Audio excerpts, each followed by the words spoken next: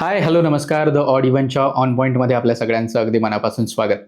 On पॉईंटमध्ये आज आपण 3 महत्त्वाच्या विषयांबद्दल बोलूयात. सुरुवातीला राज्यापासून सुरुवात करताना बारामती आणि राहुरी या ठिकाणी पोटनिवडणूक होतीये. 9 एप्रिल म्हणजे आज अर्ज माघारी घेण्याचा शेवटचा दिवस होता. त्यानंतर या निवडणुकीची नक्की काय स्थिती आहे त्याबद्दल सुरुवातीला बोलूयात. त्यानंतर देशातील 3 राज्यांमध्ये म्हणजे 2 राज्य आणि एका केंद्रशासित प्रदेशात विधानसभेच्या निवडणुका होत आहेत त्याबद्दल देखील बोलायचं आहे. तिथे नक्की काय स्थिती आहे, मतदान कसं झालेलं आहे, किती टक्के झालेलं आहे, हिंसाचाराच्या बाबतीत बोलूयात, काय नक्की घडलेलं आहे, त्या सगळ्यांबद्दल बोलायचं आहे. दुसरी स्टोरी आपली ती असेल. आणि त्यानंतर तिसरी स्टोरी जी महत्त्वाची आहे ती म्हणजे नारी शक्ती वंदन अधिनियम 2023 या संदर्भात काही महत्त्वाच्या घडामोडी सध्या घडत आहेत. आजच पंतप्रधान नरेंद्र मोदी यांनी जवळपास सर्वच न्यूजपेपर्समध्ये महत्त्वाच्या या संदर्भात एक आर्टिकल लिहिलेलं आहे. काही विरोधी पक्षांना देखील त्यांनी सूचना केलेल्या आहेत म्हणूया किंवा विनंती केलेली आहे या संदर्भात. नक्की ते काय आहेत ते सुद्धा बोलूयात आणि एवढी घाई का चालू आहे या विधेयकाला पुढे रेटण्याची त्याबद्दल सुद्धा बोलूयात. अशा 3 विषयांबद्दल प्रमुख आज बोलायचं आहे. चला तर मग सुरुवात करूयात.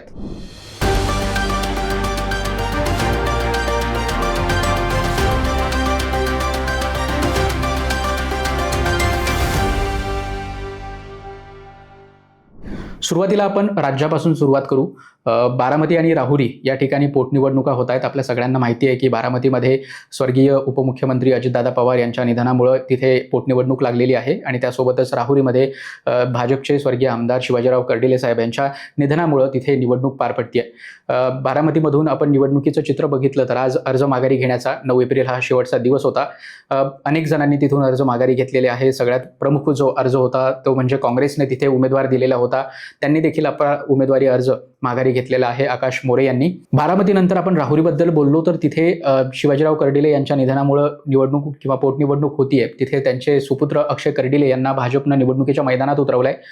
बारामतीमध्ये ज्या प्रकारे काँग्रेसनं शिष्टाचार करून काँग्रेससोबत बोलणी करून मुख्यमंत्री स्वतः त्यांच्या हर्षवर्धन सपकाळ जे प्रदेश अध्यक्ष आहेत त्यांच्याशी बोललेले आहेत. स्वतः उमेदवार तिथल्या राष्ट्रवादी काँग्रेस पक्षाच्या सुनेत्रा पवार या देखील हर्षवर्धन सपकाळ यांच्याशी बोललेले आहेत. त्या शिष्टाईनंतर उमेदवारी अर्ज काँग्रेसचे उमेदवार आकाश मोरे यांनी माघारी घेतलेला आहे. पण राहुरीमध्ये मात्र तशी परिस्थिती नाही आहे.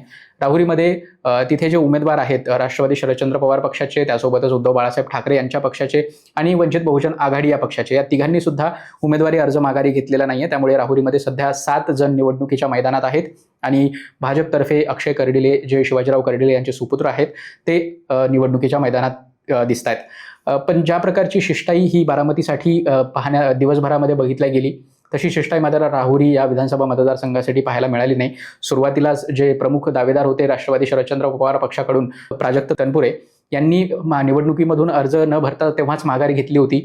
त्यांना भाजपतर्फे काही महत्त्वाच्या गोष्टी देण्यात येणार आहेत किंवा ते भाजपमध्ये लवकरच प्रवेश करतील अशी देखील शक्यता बोलून दाखवली जाते.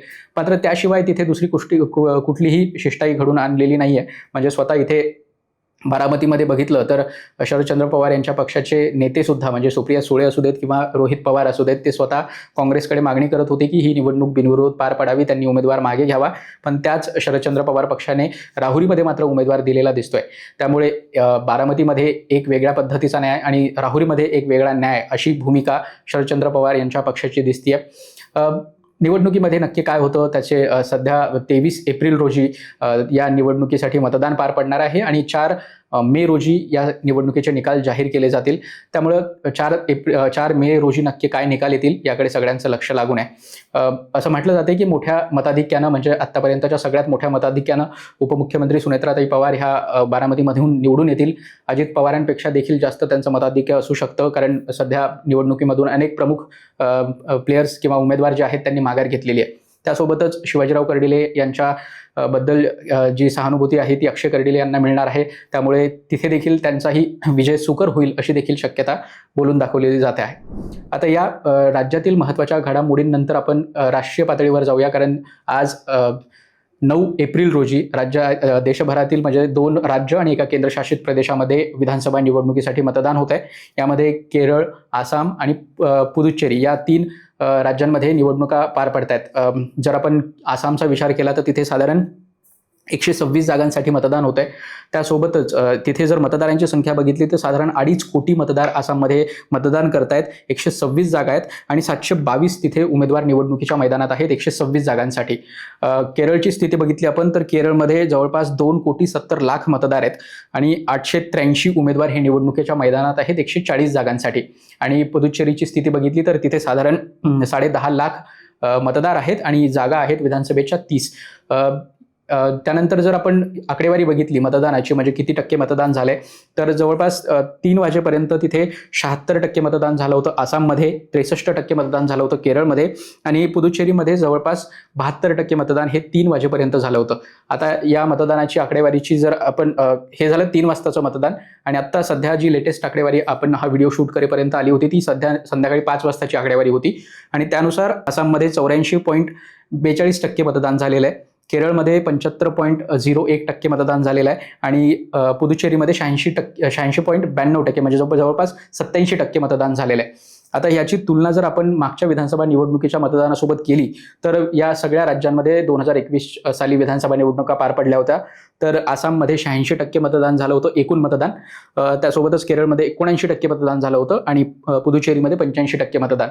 आता या 2021च्या आकडेवारीची तुलना 5 वाजेपर्यंत झालेल्या मतदानाशी केली तर असं दिसतंय की 5 वाजेपर्यंतच 2021 साली जेवढं मतदान झालं होतं त्याच्या जवळपास मतदान या सगळ्या राज्यांमध्ये झालेलं आहे. त्यामुळं आता याच्या पुढे म्हणजे 7 वाजेपर्यंत मतदानाची वेळ असते तोपर्यंत अजून जास्त मतदान होऊ शकतं आणि हा शेवटचा जो 1-2 तास असतो त्या काळात जास्तीत जास्त मतदान होत असतं हे आपण पाहिलेलं आहे. त्यामुळं मागचे सगळे रेकॉर्ड ब्रेक करून यावेळी एक विक्रमी मतदान या तिन्ही राज्यांमध्ये पार पडेल असं दिसतंय. यासाठी निवडणूक आयोग आणि या सगळ्या कामामध्ये लागलेली प्रशासकीय यंत्रणा जवळपास सर्वच राजकीय पक्ष या सगळ्यांचं कौतुक केलं पाहिजे की एवढ्या मोठ्या प्रमाणात सगळ्याच पक्षाचे जे मतदार समर्थक आहेत ते बाहेर पडतायत. मतदारांचं सुद्धा कौतुक केलं पाहिजे की एवढ्या मोठ्या संख्येने ते बाहेर येऊन मतदान करतात. त्यामुळे या तिन्ही राज्यांमध्ये जे मतदानाची आकडेवारी दिसते ही एक सकारात्मक बाब म्हटली पाहिजे. त्यासोबतच येणाऱ्या 23 एप्रिल आणि 29 एप्रिल या 2 टप्प्यामध्ये तमिळनाडू आणि पश्चिम बंगालमध्ये ज्या निवडणुका होणार आहेत त्यासाठी सुद्धा मग अशाच पद्धतीनं मतदानाचा आकडा वर जाऊ शकतो अशी देखील शक्यता व्यक्त केली जाते. आता मतदानाबद्दल बोललो आपण, पण या तीनही 2 राज्य आणि एका केंद्रशासित प्रदेशामध्ये कुठल्याही प्रकारचा हिंसाचार झालेला नाही ही देखील खूप महत्त्वाची गोष्ट आहे. आसाममध्ये एक 1-2 घटना घडलेल्या आहेत पण तो काही एवढा मोठा हिंसाचार नव्हता. त्यामुळं ज्या पद्धतीनं सुरक्षा दलांनी ज्या कामगिरी केलेली आहे कुठल्याही हिंसाचाराविरहित ही निवडणूक पार पडलेली आहे त्याबद्दल त्या सगळ्यांचं देखील कौतुक केलं पाहिजे. आसाम नंतर म्हणजे या 3 राज्यातील निवडणुकीच्या नंतर आपण आता प्रामुख्यानं जो तिसरा महत्त्वाचा मुद्दा होता तो म्हणजे नारी शक्ती वंदन अधिनियम 2023 याबद्दल बोलूयात. 2023 साली एका विशेष अधिवेशनाद्वारे पंतप्रधान नरेंद्र मोदी आणि त्यांच्या तत्कालीन सरकारनं नारी शक्ती वंदन अधिनियम 2023 पारित केलेलं होतं. यामध्ये महिलांना विधानसभा आणि लोकसभेत 33% आरक्षण मिळेल अशी तरतूद केली होती.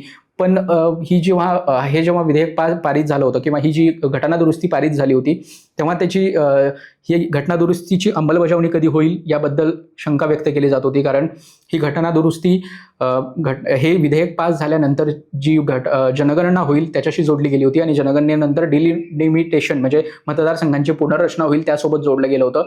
त्यामुळं हे 2034च्या लोकसभा निवडणुकीच्या आधी लागू होणार नाही अशी शक्यता वर्तवण्यात येत होती. त्यामुळं हे या आधी कसं लागू करता येईल यासाठी सगळेच पक्ष प्रयत्नात होते किंवा विशेषतः भाजपने यामध्ये पुढाकार घेतल्याचं दिसतंय. आता त्यासाठी काही महत्त्वाची कारणं देखील आहेत, ती कोणती आहेत ते आपण हळूहळू पाहूयात. हे जे नारी शक्ती वंदन अधिनियम 2023 जे बिल आहे त्यासाठी केंद्र सरकारनं पुन्हा एकदा म्हणजे जे 2034ची डेडलाईन होती ती 2029 पर्यंत आणायची आहे. त्यासाठी काय केलंय तर 16, 17 आणि 18 एप्रिल 2026ला संसदेचं पुन्हा एकदा विशेष अधिवेशन बोलवलंय.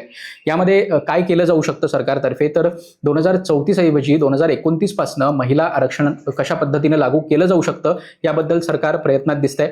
आता हे 2029 पासनं लागू कशा पद्धतीने केलं जाऊ शकतं तर त्यासाठी सरकार 2 किंवा 3 महत्त्वाच्या घटनादुरुस्ती यामध्ये आणण्याचा विचार करतोय.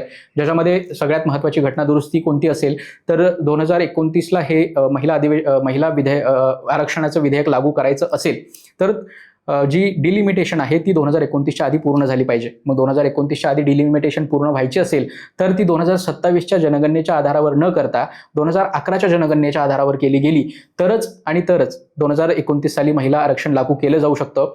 त्यामुळे ही एक महत्त्वाची घडामोड होऊ शकते की 2011ची जी लोकसभा जनगणना आहे त्यासोबत याची अंमलबजावणी जोडली जावी आणि त्याच प्रमाणात मग डिलिमिटेशन सुद्धा केलं जावं. म्हणजे मतदारसंघांची पुनर्रचना जी 2026 नंतरच्या पहिल्या जनगणनेनंतर होणार होती, म्हणजे आता जी 26-27ला जनगणना होणार आहे त्या आधारावर मतदारसंघांची पुनर्रचना होणार होती 2002च्या कायद्यानुसार, ती आता मात्र 2011च्या जनगणनेनुसार होऊ शकते. आणि असं झालं तर संपूर्ण राज्यांच्या म्हणजे देशभरातील सगळ्याच राज्यांच्या विधानसभा आणि लोकसभेच्या जागा या प्रपोर्शनेटली वाढणार आहेत अशी देखील शक्यता व्यक्त केली जाते.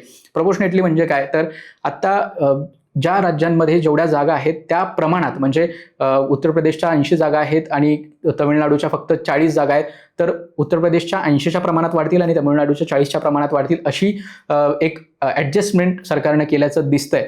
आणि यामुळे काय होणार आहे तर जो नॉर्थ साऊथ डिव्हाइड तयार होईल डिलिमिटेशनच्या वेळेस तो कमीत कमी होईल यासाठीचा प्रयत्न केला जातोय, किंवा साऊथमधली जी राज्य आहेत ती कमीत कमी विरोध करतील अशा पद्धतीनं ह्या प्रपोर्शनली जागा वाढवल्याचा फायदा होऊ शकतो. यामध्ये मग महाराष्ट्रात सुद्धा मोठ्या प्रमाणात लोकसभेच्या जागा वाढू शकतात.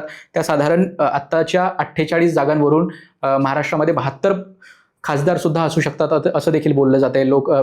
ज्या विधानसभेच्या जागा आहेत त्यामध्ये सुद्धा मोठी वाढ होऊ शकते. आता महाराष्ट्रामध्ये 288 विधानसभेच्या जागा आहेत, त्या साधारण 432 पर्यंत सुद्धा जाऊ शकतात आमदारांची संख्या, अशी देखील शक्यता निर्माण झालेली आहे.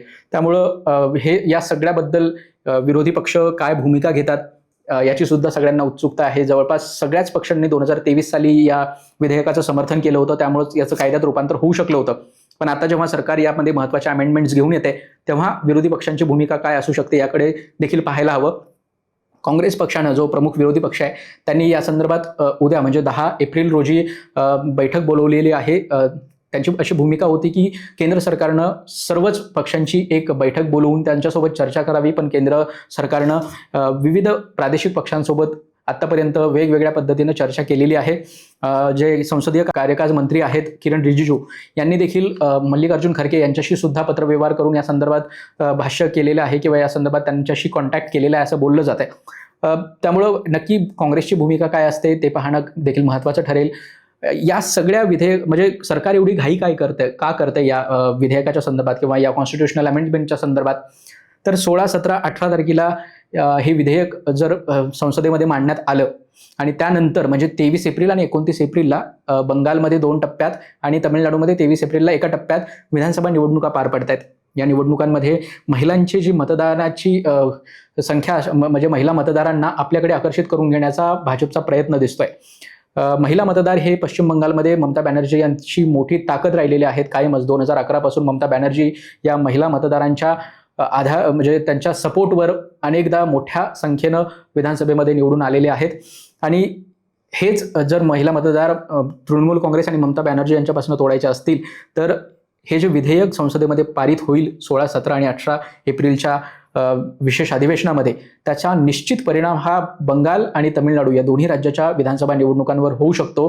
त्यासाठीच हे विधेयक आत्ता आणलं जात आहे अशी देखील शक्यता व्यक्त केली जाते.